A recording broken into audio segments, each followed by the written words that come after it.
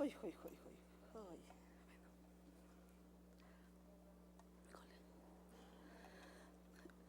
Buenas tardes, señor secretario de Desarrollo Social. Sea usted bienvenido a esta, su Casa del Pueblo. Agradezco su disposición para escuchar y dar respuesta a las inquietudes que hacemos como representantes del pueblo. Buenas tardes, señor presidente de esta mesa directiva,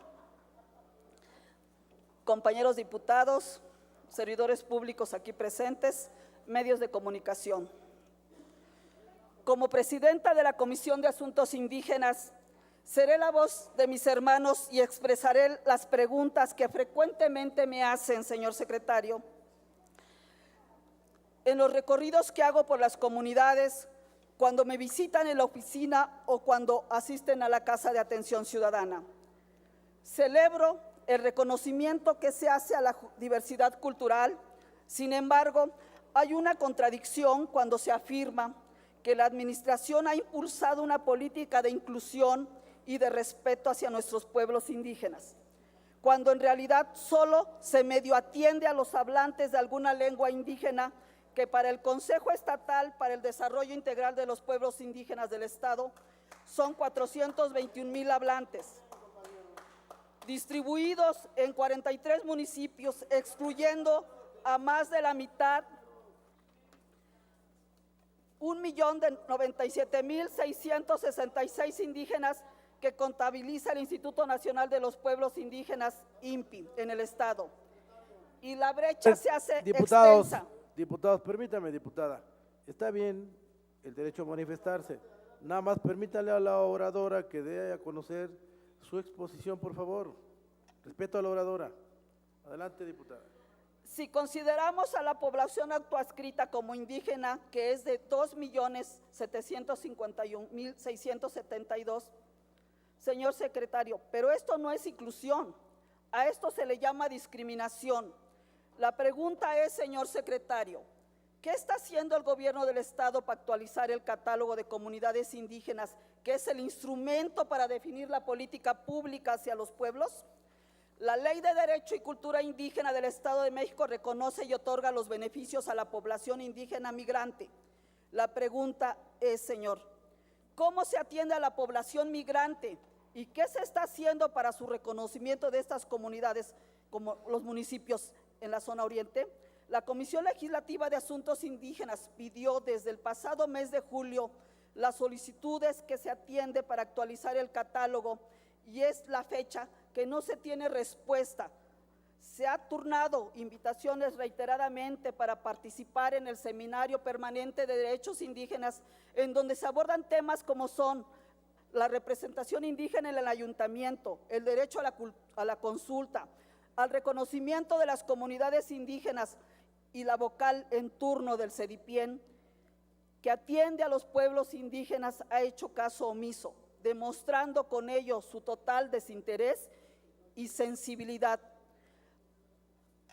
Los datos pueden decir mucho o pueden decir nada. De acuerdo a las cifras que cita el Coneval, 492,400 personas salieron de pobreza moderada y 191,210 de pobreza extrema. Si la instrucción del presidente de la República es atender primero a los pobres y los indígenas somos los más pobres entre los pobres, entonces, señor secretario, ¿será que en el Estado de México esos 421,000 indígenas ya salieron de la pobreza? Se habla de apoyo a vivienda, a infraestructura, de proyectos para la preservación de la cultura, de orientación jurídica, de apoyos asistenciales y productivos, pero la mayoría de los programas no se mencionan en qué municipios han sido beneficiados, lo cual limita el análisis del impacto alcanzado y deja dudas, señor secretario, ¿hacia dónde se canalizan los recursos y a cuántos indígenas se han beneficiado? En este año en particular hubo un atraso enorme en la ejecución del presupuesto. Hubo proyectos que se autorizaron en 2018, después de 8 meses se les fue entregada una parte y después de 2 meses siguen esperando. la otra parte, con el argumento de que el proveedor no ha podido conseguir lo que falta.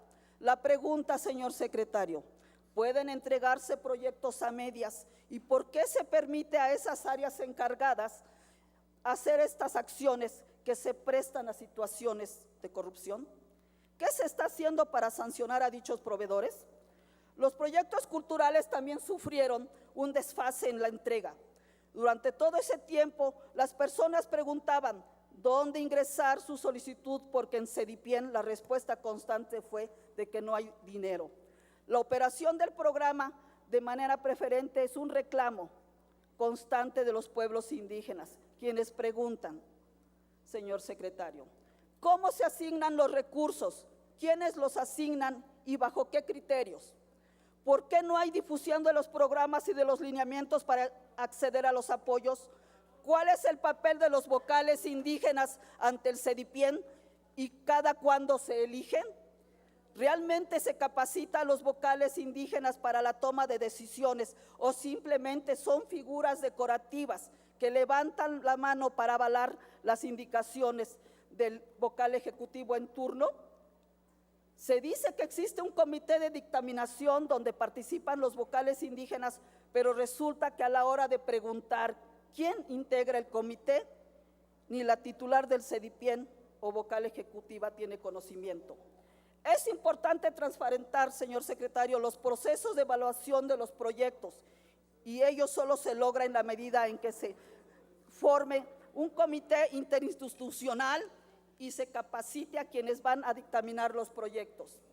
Señor secretario, el CEDIPIEN tiene como objeto definir, orientar, coordinar, promover, ejecutar, evaluar y dar seguimiento a las políticas, programas, estrategias y acciones para el desarrollo integral de los pueblos indígenas. La pregunta es, señor secretario, ¿por qué se transfirió el programa de vivienda a IMEVIS? Si CEDIPIEN es la instancia mandatada para atender a los pueblos indígenas, ¿o será que el CEDIPIEN ya no tiene razón de ser? Me parece que la actual administración no ha entendido cuál es el objeto de la creación del CEDIPIEN. Sin duda, son muchas las preguntas, señor secretario, que se hacen los pueblos indígenas, y la conclusión es que sigue existiendo opacidad en la ejecución de los programas que el gobierno implementa. Por ello, urge redireccionar la política pública hacia nuestros pueblos, empoderarlos para que realmente participen. Urge también promocionar y difundir sus derechos para que se conviertan en sujetos de su propio desarrollo. Por lo cual, en el informe del señor gobernador no se dice nada de ello. Señor secretario, reconozco su experiencia, su calidad, ¿sí? Lo he conocido cuando estuve incluso al frente del Centro de Rehabilitación en Almoloya. Yo visité con la Comisión de Derechos Humanos y sé de su experiencia, sé de su capacidad. ¿Será que sus compañeros del equipo no le cubren las espaldas? Muchas gracias, señor secretario. Gracias, diputado.